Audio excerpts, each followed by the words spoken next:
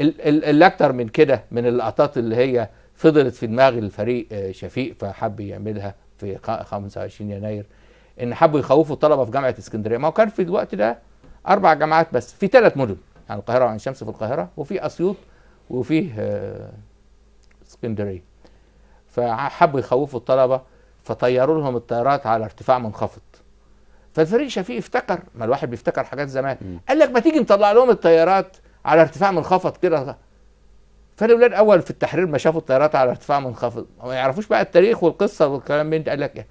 طب ما احنا بنعمل ده في الاتاري، ده احنا كنا بنعمل ده من 10 سنين في الاتاري، ده ايه ده اللي بعت لنا طيارات تخوفنا؟ ما هو في زرار في الاتاري يطلع لك مؤثرات صوتيه، طيارات، دبابات، بتاع كلام من ده.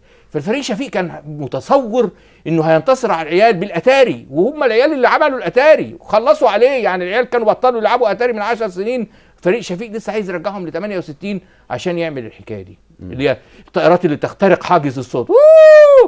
فافتكر ان الصوتين دول ورا بعض ورا بعض، وطلعوا طيارتين بس في ما هو بس قعدوا يروحوا وبتاع. كان تقريبا يوم 30 او 1 يناير 30 يعني بمناسبه توليه هو تولي طيار لرئاسه الوزاره لاول مره في تاريخ مصر، فالطيارات بتحييه وبتخوف الطلبه، فالطلبه قالوا ده الاتاري يا حبيبي.